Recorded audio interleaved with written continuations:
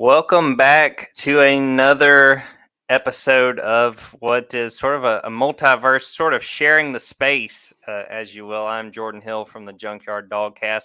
Got another special guest this week. We are talking to you on Wednesday, and we've got Patrick Brown from Vols 247 talking about nothing else but what's been the talk, kind of college football this entire week, getting ready for the 3:30 showdown in Athens between the Tennessee Volunteers and the Georgia Bulldogs. Just start off, Patrick. How is this Wednesday treating you as we get a little bit closer to what's a really highly anticipated game on Saturday? Yeah, Jordan, it's been a busy week. It's been feels like a busy season. I guess on the Tennessee end of things, I guess maybe we're used to this because this is like Tennessee's like sixth biggest game of the year in terms of it seems like they've had one every week. With I think we joke that the Florida game was like the game of the century, then the Alabama game was like this in the end of the world kind of game, and then they played Pitt. They played LSU. That was a big game down there in Baton Rouge, Kentucky. They played. This is going to be their sixth game against a ranked team. So it seems like there's been a lot of these, but this is obviously an entirely different level, and certainly so much at stake for both these teams over the final month of the season after this game. I feel like I'd be remiss not to ask you about Tuesday night. Tennessee finds out it is the number one team in the initial college football playoff rankings. What was the reaction? And then I want to ask, too, just covering this team, what's the season been like to this point to see this Tennessee team in year two under Josh Heupel reach this kind of height? Well, I think I expected them to be number one. They had the win against Alabama, which clearly the playoff committee loves Alabama for some reason, ranking them ahead of TCU. I didn't quite get that one. Then they ranked LSU 10, which I don't know if LSU is the 10th best team in the country, but those two wins. The other three were top 25 wins at the time. Those, Kentucky has 3 losses. Florida and Pittsburgh, I think, now also have 4 losses. So those have lost a little bit of the luster, but I thought they would be number one if they were going by body of work up to this point. In terms of how the program reacted, it was interesting listening to Josh Heupel after the rankings were revealed last night, and also on the SEC teleconference on Wednesday, saying that he addressed this with the team, and it's something he's done throughout the season, where he's when they've had College Game Day come to Knoxville for the Florida game, and then for the Alabama game, he said, "Guys, don't block out the noise, but don't necessarily hide from it." He's told his team to sort of embrace this sort of journey they've been on, and appreciate it because they've worked to create this for themselves by how they've won games and performed. So that was sort of the message that he got out on the front end of saying, "Hey, the rankings are coming out. We might be number one. Doesn't change anything. You still have to play. You still have to play the game on Saturday." So. And certainly Georgia's been accustomed to being number one and dealing with that kind of pressure and all that. So from my standpoint, it's still kind of like been hard to wrap my mind around Tennessee being this good because Tennessee has been so bad for so long. Cover a lot of bad football. I started full time, I think, in 2011. So I got the last 2 seasons of Derek Dooley, all of Butch Jones, the rise, and then the fall, the Jeremy Pruitt tenure and all that fallout. And I think what this team and what this program has done is all the more remarkable when you consider where they were just January of last year when Josh Heupel came in. They had 25, 30 guys in the transfer portal. The NCAA investigation was going on. They just come off a 3-win season where they lost 7 games by double digits. And here they are now. It's when you look at it that way, it's pretty amazing. And it's still kind of been hard to wrap my head around the fact that, this game, Tennessee's number one in the country. I mean, last time they were, it was 1998. I think I was in the 5th grade. So now I'm in my mid-30s and have 2 kids. So it's pretty wild. Life definitely comes at you fast. And Yes. the people who listen to this may have heard me say this before. I grew up in North Georgia. I got a lot of family that's Tennessee fans and got a lot of friends who root for Tennessee. So it's always interesting just to see how that program is doing and how it's going. And you talked about the rankings. It was really interesting on Wednesday, the coaches teleconference, hearing Josh Heupel talk about it and hearing Kirby Smart talk about it. And I wrote about this afternoon for anyone who's out there wants to go look at it on Dawgs 247. It's kind of an interesting comparison between the two. Kirby talks about it, and Georgia has made the playoff at this point twice, and they were also included in the initial rankings last year. I believe they might have been number one in that very initial ranking in 2021. And he said, we're used to it in the sense of this is nothing new. We know how to handle this kind of attention. And then you look at Tennessee, very, very different situation. First time Tennessee has obviously been in the rankings, being in the top 4 of the college football playoff ranking. It's very interesting. This has been the one thing with Georgia that's always interesting with their rivalries, and some rivalries are a little stronger than others, but in the state of Georgia, it just kind of depends on where you are, and the people probably more from the area of the state that I grew up in North Georgia. A lot of people probably say Tennessee, and then West Georgia is probably Auburn, and then South Georgia, Florida. People around Atlanta probably at a time would say Georgia Tech, but it's just really fascinating to see this rivalry because there have been some really, really good games over the years. And, I think it makes for what's going to be a really exciting atmosphere in Sanford Stadium on Saturday. Yeah, I heard, I think it was Josh Pate, our national guy who does such a great job. He kind of talked about how Georgia, they don't get many games like this because all their home games, they're just expected to just roll. And so to get a game of this magnitude, what was the last time that Georgia hosted a game like this? I mean, they're playing the number 1 team. So maybe that Notre Dame game a few years ago is one that maybe comes to mind. But it's interesting that this is, you wonder about the pressure of this game. I don't know that either team is going to really feel the pressure necessarily just because, and hopefully that leads to a game that can maybe deliver on the hype that's going to be this week. But like I said, Georgia's, they're the defending champions. When you have that tag, you're the hunted. You're going to get team's best shot. You have to bring it every week. And obviously they're going to be pretty jazzed up to get this, a big home game. We've seen what Tennessee's done at Neyland Stadium this year with those 3 big games they've won there. and for Tennessee, like I said, they've played in these big games so often this season that they kind of just know how to prepare for them and know what to expect and know how to handle some of the ups and downs and ebbs and flows of games. And I do think it starts with both the quarterbacks. Both these guys are older guys. I think Stetson Bennett's 25, right? Yes. He's been around. He's seen some things. Hendon Hooker's been around. He's 24. He's seen some things. So he's pretty unflappable anyway. Just sort of his demeanor anyway. So I don't know that.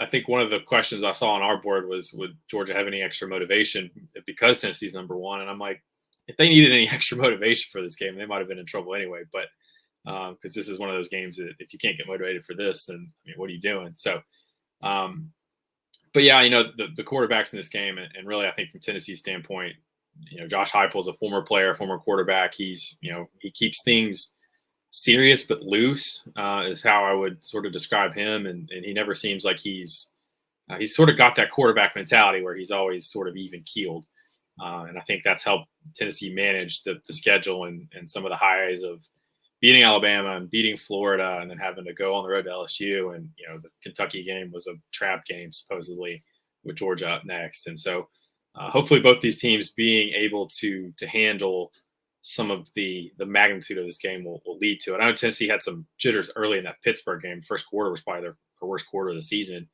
But I think they grew out of that, and that experience helped them. And I think they've maintained it. And certainly they'll need all the poise they can get because this is going to be one of those games. Whatever Georgia fans think of Tennessee as a rival, that's going to be out the window because this game's going to mean so much for both teams' seasons. You talked about the motivation, and I think that is a situation where this doesn't necessarily add anything, but I wouldn't be surprised if Kirby Smart and those guys do mention, look, guys, I wouldn't be surprised either. It's like yeah, go ahead. Yeah, a few years ago, Alabama was, I think Tennessee referred to them as the red team, and they turned that into and this was when Tennessee was bad. Yeah. They turned that into a motivational ploy, even though it was pretty harmless. Yeah, it's kind of like with Auburn earlier this year. Their starting center was saying, we're going to go in there like a SWAT team and like come in and come out. And it was like, it's one of those situations. Don't poke the bear, right? Exactly. You mentioned some of those games. Obviously, Tennessee has a great resume to this point in the season. But I'm kind of interested, not so much in that Alabama game. Obviously, that was a huge win. I mean, and to do that in Knoxville. But what do you think?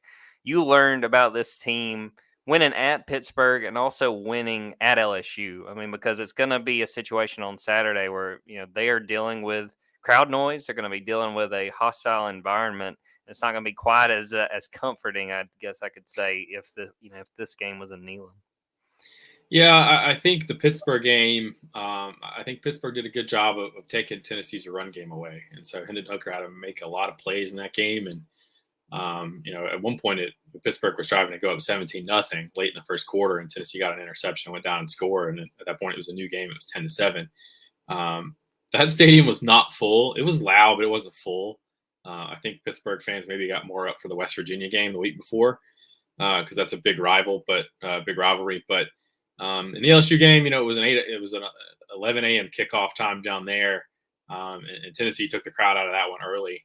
They recovered a fumble on the opening kickoff, scored off that, got a long punt return after a 3-and-out, turned that into a field goal, got a 4th down stop. I mean, it was 20-0 early in the second quarter in that game. So, and in both those games, Tennessee's defense played really well. So maybe they play better on the road where they're not dealing with all the crowd noise where they can't hear and can communicate a little bit easier.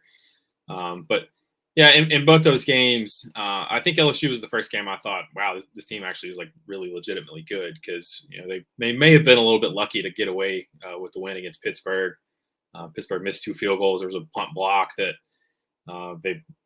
if they recover it and don't run out of bounds, it's a touchdown. That game went down into overtime. Tennessee's offense and special teams did everything they could to lose that game in the second half.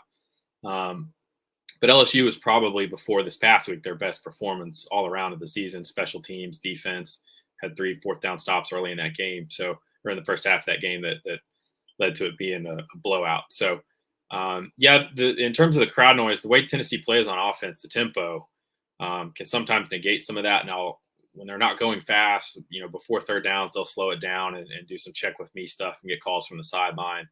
Hendon Hooker will do some pre-snap checks and stuff, but they generally, their tempo is sort of a well-oiled machine, and sometimes it can take the crowd a little bit out of a game. But the best way to take a crowd out of a game is to do what they did against LSU, which is get up early and keep the foot down. With this matchup, I'm really interested in just how both teams start. I was struck. I went back and watched a little bit of that Alabama game, and they had a really, really interesting stat on CBS. And it was just how good Tennessee has been in the first quarter on offenses. They get off to such good starts. They score points. How much has that been a staple of what Tennessee's been able to do, I guess, more this year than any? The fact that they've been able to be productive on offense and to take advantage of early possessions. I think that's a Josh Heupel thing because his first quarter scoring stats are pretty good, even going back to UCF. And Tennessee, I think, had the best. Tennessee and Georgia might have been the top 2 scoring teams in terms of points and differential in the first quarter last season. So they've been good at starting games. I think some of the tempo, you prepare for it, but until you play against it as a defense and see what it's really like and get the operation from getting a call to the sideline, finishing the play, getting back to your spot as a player, the coach is getting used to, kind of having to be a play ahead in terms of what they're going to call. It may take a possession or 2 or a series or 2 to get used to that from a defensive standpoint. Tennessee was really good in the first quarter last year. They were not good in the second quarter. That was their worst scoring quarter in terms of differential. So maybe that was a reflection of teams picking up on that tempo, maybe settling in a little bit. But they've been really good. I think they've been better in the second quarter in terms of the scoring numbers than they have in the first quarter this season. So they're able to sustain a little bit more. And frankly, they're scoring in every quarter right now. So, but something I do think this Tennessee team has done is they've started games well, but they've kept going. And even when they have gotten behind or had adversity or sort of made some mistakes, they played through them. And something I kind of mentioned earlier, they just kind of keep their poise. They're it's hard to rattle them. And I think that starts with Josh Heupel. I think it starts with Hendon Hooker. Florida was up 10-7. Florida was up 14-10. Alabama had the fumble return, to go up, I think 49-42 in that game. That game it was a blur for a lot of the second half. But, I think the start to this game could be important because, Georgia's really only had to play behind once this season. That was at Missouri. And that's a team that struggles to score. If they get behind, 2 scores on Tennessee, who can keep scoring and keep going. How does Georgia respond if that's the case? And if Georgia gets up early and makes some stops early, can Tennessee continue to show that ability to play through and do that on the road, where this is obviously going to be their most hostile environment they've played in this season? Yeah, it's pretty wild looking at some of Tennessee's statistics this year. They're like fifth worst in the country in time of possession. I guess I should say fifth worst with uh, uh, quotation marks around it, because they're the leading team in scoring. They got Yeah, the top they scoring don't care how long it takes. They just want to put up points. No, taking full advantage for sure. We're going to take a quick break, come right back, talk about some of the players on each side we're interested in, some of the matchups, and also give our predictions of what we think we'll see on Saturday.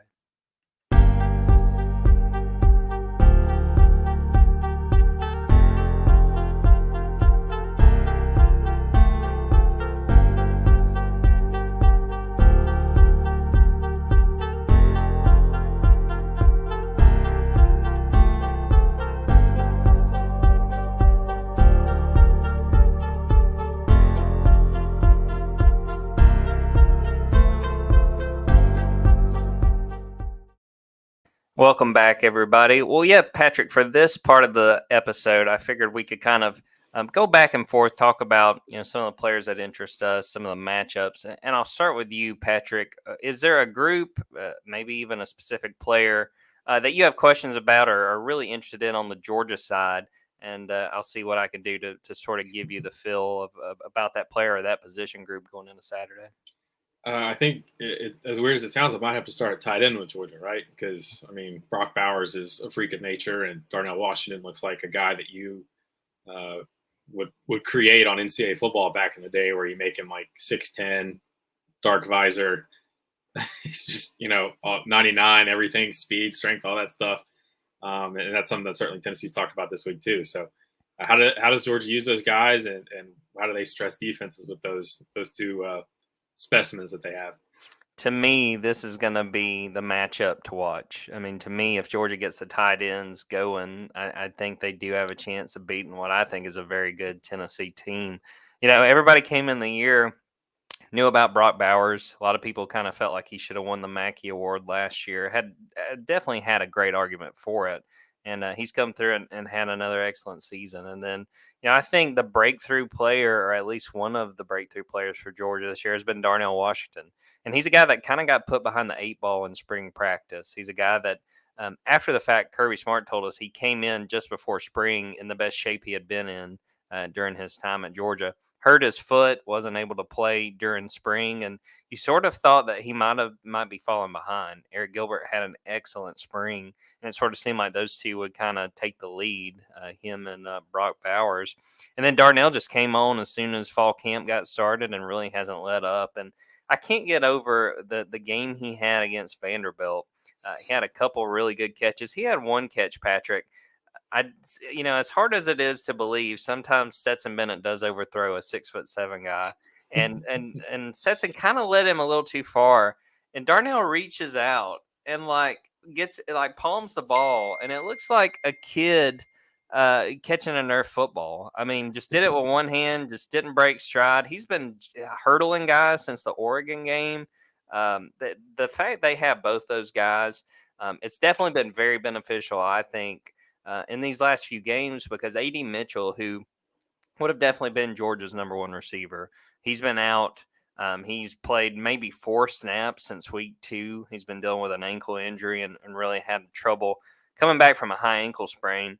And they've done such a good job with the tight ends, not only getting them the ball, letting them make plays, because there's such mismatches on whoever you try to cover them with. But they are excellent blockers. There was a touchdown in that Florida game on Saturday, and it was at a point in the game where Florida had cut it to 8. And, sitting there in the press box, you're kind of going, this game's not over. This is a game that Georgia led by 25. And you're like, Florida clearly has the momentum.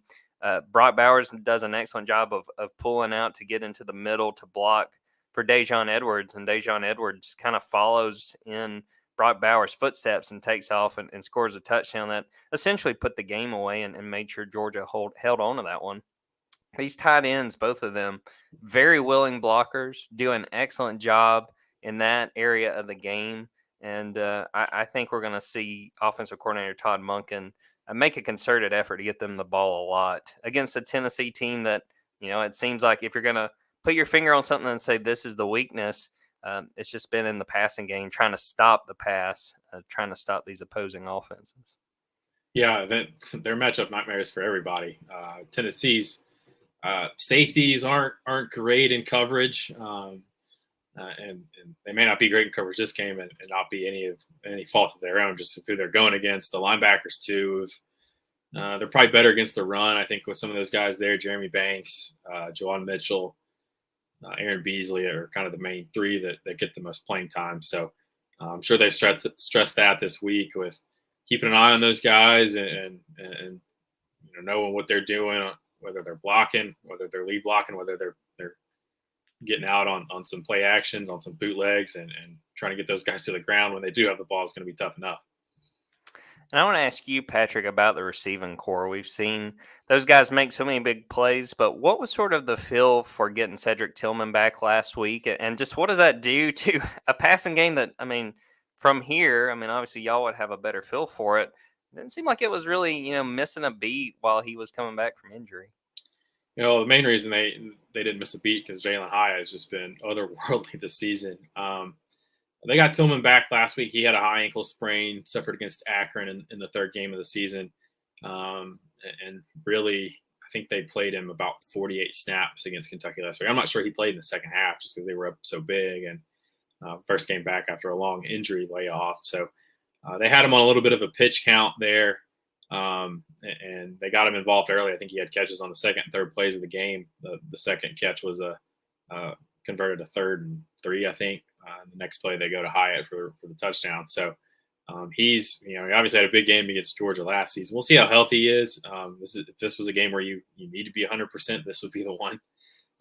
Obviously, and I think what they said on the broadcast last week was he was around 90-95% of his top speed in practice and some of the GPS trackers. But yeah, this receiving core, it's a 3-headed monster, and you almost have to pick one if you're opposing defense. And Tennessee's offense is, the tempo gets a lot of the attention. I honestly think the way they spread the field is what creates these matchups, because it basically makes defenses say, okay, are you going to put a 7th guy in the box to stop the run, play one high safety, and give us some of those one-on-one shots, and we'll take shots down the field, or are you going to do what Kentucky did and play 2 deep safeties and run the ball against 5 and 6 guys in the box?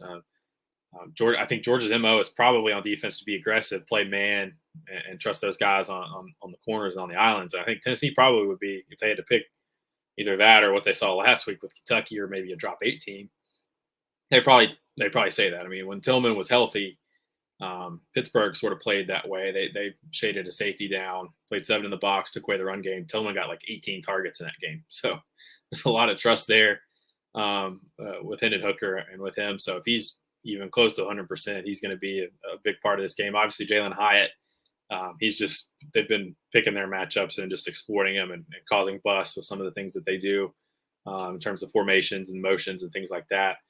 His speed obviously is a game changer, and he's tough to cover for nickels and safeties. And they do a lot of stuff where they run a couple of formations into the boundary to get a safety on him. And that's just a matchup that he's going to win most time. And then Brew McCoy is the guy they plugged in. He's maybe an area where this offense has shifted a little bit because they had Javonte Payton.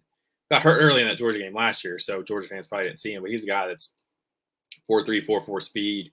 I think they probably have Hyatt running maybe some of those deep routes that he got last year. McCoy's not really a burner, but he's 6'3", 220. He's a little bit like Tillman, where he's just a big body, big frame, and he doesn't need a whole lot of space to make those contested catches, and he'll chew up some yards afterwards too, because he's such a big guy and tough to bring down. So those matchups are going to be interesting with the way Georgia plays. Is Georgia going to stick to what they do and play man-to-man on the outside? Are they going to try to take away the run with the 7th guy? Do they think they can stop the run with their defensive front linebackers and try to keep everything in front of them like Kentucky did?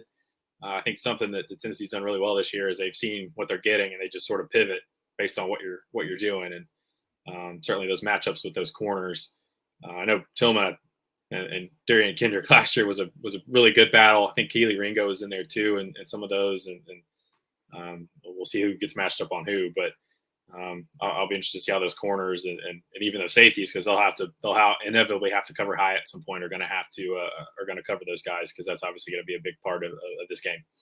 To me, the player probably on both sides of the ball to watch for Georgia is Keely Ringo. I feel like he is going to determine how this game is played. Obviously, it's not going to be one guy on one side or the other, but he's had moments this year, Patrick, where it's been a little underwhelming. He was the hero for how he played in that national championship game. Obviously, runs that pick six back for the touchdown that seals the national title. But he's had moments where he's kind of slipped. He had a play against Florida where he tried to make sort of a diving attempt to either intercept it or kind of reach out and at least get a hand on the ball. Wasn't able to get it. Probably about a 40-yard catch, something like that on that play. Against Vanderbilt, dropped what probably would have been at least one pick six. Definitely had a chance at 2 interceptions. And Kirby Smart was asked about Keely earlier this week, and he was like, that's, those plays that you notice. He said that's the nature of that position. He said, there's 65, 70 other plays he makes, whatever the number is in a game that you don't think twice about. And, that he gave his confidence in what he thinks about Keely. But there's no denying that these guys are going to be tested. Keely and Kamari Laster, the other starting corner as well. I think it's going to be a situation where Tennessee, lines up and Georgia honors Tennessee's ability to run, because every time this week, even going back to the post game after the Florida game, when Kirby was asked a couple times about Tennessee, people were asking, they're so pass happy. And he was like, guys, y'all got to understand they can run the ball really, really well. And, I think that, I don't think that was coach speak. I think he does understand that's an element of Tennessee's game that can hurt Georgia. To your point, that if you decide you're going to, drop 8 and give a situation where you're just providing so much running room, I think the Volunteers would take full advantage. So I think this is a game where I want to see how really the secondary as a whole. Malachi Starks is a true freshman at safety that has played well, but he's had true freshman mistakes, and that's just the nature of learning the game. And he bid on a play against Florida that led to a 78-yard touchdown. He is a guy that's not going to play perfect, because you can expect somebody to do that in their first year. I mean, this was a guy obviously that was playing high school ball, playing on Friday nights this time last year. So, but to me, it's all about the secondary, how the corners play, and if Keely Ringo is able to kind of take advantage of what's going to be a very big test for a guy that we could be talking about in April, could wind up being one of the top players drafted. Yeah, and it's not just coach speak, because Josh Heupel and Tennessee's offensive coordinator Alex Golish will say it too, that sort of the bread and butter of Tennessee's offense is running the ball, which we haven't even gotten to some of the discussion about how the trenches are going to be won in this game. Those are going to be all-out wars, and I think we're 28 minutes in. We haven't even talked about Nolan Smith being out, which, I mean, how big of a blow do you think that is for Georgia in terms of their run defense? Obviously, pass defense is the guy that Georgia could have used as a spy for Hendon Hooker, with his ability to get out and scramble and make plays. What's the impact of that one going to be for Georgia, do you think? I think it's huge from a number of facets. One, I really thought I really thought that Nolan was probably having his best game of the season against Florida. He'd gotten off to a really quick start, gets hurt. He'd kind of reached out with one arm to kind of make a tackle, and I think the play where he tore his pec. Not only is it a fact that I think he would have done a very good job in rushing Hendon, with being able also to play against the run, but he's just a leader. He's played a lot of snaps during his time at Georgia. He's a guy that I think those other guys, counted on, knew that he would be out there. And to Nolan's credit, Kirby Smart talked about it on Tuesday night. He's still out there on the sidelines. He's still coaching guys up. He's not, for all intents and purposes, he's not abandoning the team because he can't play. He's just kind of playing sort of like a player coach kind of role because he can't play. But I think it's a significant loss. And they're going to need Robert Bill, who's a guy that had to step up last year when Adam Anderson was suspended and was no longer on the team. And to Robert Bill's credit, he did. He wound up leading the team in sacks. They need him to step up. They need Chaz Chambliss, another outside linebacker, to step up. And they need some of the defensive linemen, probably more than anybody, Michael Williams, who's a 5-star that has shown flashes and I think has played pretty well on the whole in his true freshman season. But yeah, I think Nolan is a tremendous loss. It would have hurt no matter when it happened in the year, but to have it happen when it did, right before this Tennessee game, I think it's crucial, and it's going to be something to watch. Yeah, and Tennessee's offensive line, I would say that's probably one of the biggest differences in this year's team compared to last year, where you go into a game like this, you're wondering how they're going to hold up. And now going into this game, I think there's a confidence internally, and there's a confidence from having watched them that they can go out there and hold their own and do some good things.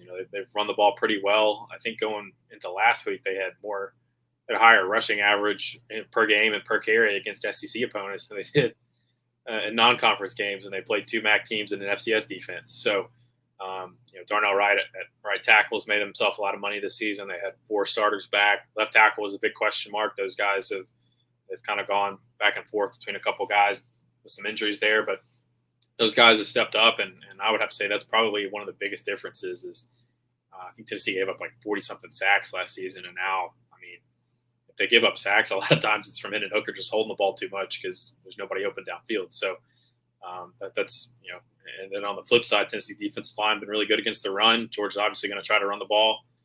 There's maybe not that superstar in Georgia's backfield, but I think there's a lot of superstars on that offensive line. Just from watching them a little bit, a lot of guys that like to play mean and put guys in the dirt, and that's probably going to be the biggest quote unquote war in this game is Tennessee's defensive line and linebackers against Georgia's offensive line, and when Georgia tries to run the ball. Very interesting coaching matchup between Stacey Searles and Rodney Garner. Those two Auburn guys. Those are two guys that have been in this conference for a whole lot of years at this point. Go ahead, Patrick. Yeah, and Garner's done a great job. I think Mari Thomas is maybe the guy to watch on the inside. His defensive tackle, he's a former top 100 guy, has really kind of blossomed the season. And when Georgia does throw, Byron Young is probably Tennessee's best pass rusher off the edge. He's a guy that sort of an interesting story, was working at a Dollar General in Columbus, Georgia. Okay. Had been out of football, had been out of high school for a while, then saw a flyer for walk-on tryouts at Georgia Military College. Ended up there, played a season. They didn't play in 2020, but he got a bunch of SEC offers over his practice film because they were practicing that fall. Now I think he's maybe 5 or 6 sacks. He had 1.5 sacks against Kentucky last week. So he's a guy that's a threat off the edge and probably the biggest name, I guess, on the Tennessee defense. There's not a lot of big names, this group, and obviously they've had their ups and downs, but they're coming off probably their best game of the season against Kentucky, who has limitations offensively, but still has a quarterback that's projected to go pretty high in the draft and a running back that has put up a lot of yards. So, both the matchups in the trenches, I think, are going to be key. And we always hear these coaches say it's a line of scrimmage league, and line of scrimmage is going to determine this game. But certainly, we always say it's coach speak, but it always ends up ringing true, doesn't it? And certainly will ring true in this game as well. So let's each take a moment and sort of, before we wrap this podcast up, just talk about our expectations, what we think is going to happen. And for each team, I obviously talk about Georgia, and Patrick, you can talk about Tennessee, what needs to go right, and then we can give our predictions. And I'll start for Georgia. I think it's just a matter of even not necessarily scoring on these early possessions, but they have got to avoid turnovers. It's been the situation that has opened the door for some of these close games. Kent State was only a 17-point game. I think Georgia might have been like a 43, 44-point favorite, and it was because of turnovers. They had 3 turnovers in probably about the first 17, 18 minutes of that game, and there was never a situation where you thought Kent State, was going to pull the upset, but it was obviously a whole lot closer than people expected. Missouri was in position to win that game, and a lot of it was because of 2 first-quarter turnovers. Georgia had a really off night on offense, and you took away a couple of possessions that you desperately needed. And credit Stetson Bennett and those guys for how they finished that game, because their backs very much were against the wall on the road. To me, it's all about holding on to the ball, just maintaining. I think this is an offense that does a good job of taking advantage of early possession, scoring points, and sort of building momentum. Because, again, they got out to a 28-3 lead last week. Again, turnovers open the door to make things interesting. To me, that's the key. And then defensively, it's just not allowing explosive plays. We talked earlier in this podcast about Tennessee's lack of time of possession because they can score so quickly.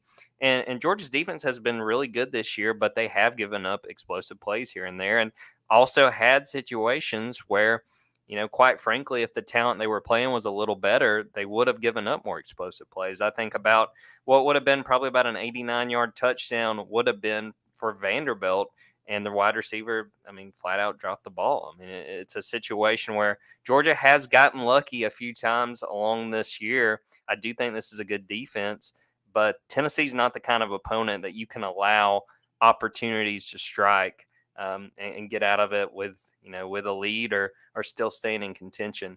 I'll wrap this up, my part, just by saying I think Georgia wins. I think it's going to be super close. I say Georgia wins 38-34. I would not at all be surprised if Tennessee came into Athens and was able to pull this off, but I think that Georgia's experience on offense, I think, really suits them well. I think that this crowd is going to be fired up. I do think noise is going to be a factor, and I think that Georgia's tight ends are going to be relied on really heavily. And to me, again, the key is Keely Ringo in this secondary. They have got to get stops, and if they get an opportunity to, say, make an interception or cause a turnover, they have to take advantage.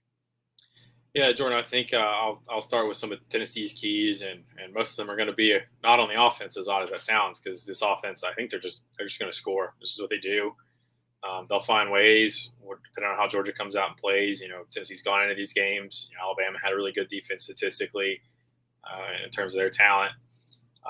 Kentucky went into that game ranked second in the SEC in total defense and scoring defense. LSU felt good about its defense. It didn't matter. Tennessee scored, 174 points in its 4 SEC games. So I think the little things are going to make the big difference. And for Tennessee, I think on defense, it's going to be what it always is with this group, and it's going to be turnovers and situational defense. And the best way to illustrate that is obviously last week against Kentucky, they got 3 turnovers. But look at the LSU and Florida games. Florida went for 4th down 6 times in that game, got 5 of them, scored 33 points, had – I think it was over 600. It was a lot of yards, close to 600 yards. LSU, a couple weeks later, went for 3 4th downs late in the first half, and Tennessee stopped all of them. 1 was in the red zone and 2 were around midfield, and that game got out of hand for LSU. So those are going to be big situations. Looking back at this game last year, Josh Heupel's mentioned a few times this week, Stetson Bennett being able to extend some drives with his legs. They're wary of that. Where if you get a 3rd and 6 and he escapes, and 3rd down was a real problem for Tennessee last season. They've been really good this season. Kentucky was like 2 of 13 or something like that. So those are going to be big. And I think special teams, Tennessee's special teams were kind of not very good in the first month of the season, but been a lot better lately. D. Williams is a threat on punts, returning punts, and their kickoff coverage team has been pretty good for Tennessee. And can they make a big play? Can either team make a big play? So in terms of prediction, I might lean, honestly, I didn't pick Tennessee to beat Alabama. I thought that would be a game kind of like you described, where it goes back and forth, a lot of ebbs and flows down to the end. I thought Bryce Young in the end would be the difference. He almost was. And it came down to 2 kicks at the end. I could see this game being the same, but I picked Tennessee to go 9-3 going into the season, and they have surpassed even that expectation. So I'm not about to bet against Hendon Hooker. He's just playing so well. His team is following him, and I think he's the guy that's been the difference in all these big games for Tennessee, and I think he could be in this game as well. So if I was picking somebody here on Wednesday afternoon, I'd probably pick Tennessee. But like I said, like you, I think it would be a high-scoring game that'll go down to the wire. And obviously, if that's the case, I think everybody will be pretty happy because it'll be a great game to watch. And that was something that maybe got lost in all the celebrating on Tennessee's end from the Alabama game, which is how incredible that game was just to witness. Absolutely. I think we're going to get our money's worth. And when we have interviews for on the Georgia side tonight, we're going to talk to Georgia kicker Jack Podlesny. He very well may determine who wins this game, and the kicker on the Tennessee side as well. I feel like it's going to be that kind of game. Well, Patrick, let's get ready to wrap this thing up. Any stories, anything you guys want to plug this week as we get ready and get a little bit closer to game day? Well, we're we have so much stuff as we always do every week. Some of our staple stuff is always really good. I'll have a matchups sort of column going in depth on some of the stuff we talked about here. That'll probably be Friday at this point. It's sort of getting backed up because there's so much going on, but that's one of the big things. And we'll have our staff predictions, our score predictions will come out on Friday as well. And certainly I think we're doing some cross stuff with you guys. We'll see. I know you've sent me some questions. I'm going to get those back to you. They're going to be excellent answers to excellent questions. So and it'll be a fun few days here. I'm sure maybe people are nervous. Fans are nervous about what might happen, but gotta love having a big game like this. And certainly this is, what do we call? Are we calling this the game of the century? What do we need a name for this one? I don't know. We gotta get more creative. There's got to be something else. Right. They've thrown that one around a few times over the years. Yeah, I agree. Well, all right, we will wrap that up. Again, thanks, Patrick, and everybody at Go Vols 247. Appreciate you guys working with us. As Patrick mentioned, we're going to have some good content coming out of this week and get ready for Saturday. So thanks to everybody who is watching live, listening live. Thanks to everybody who has listened to this after the fact. And until next time, take care.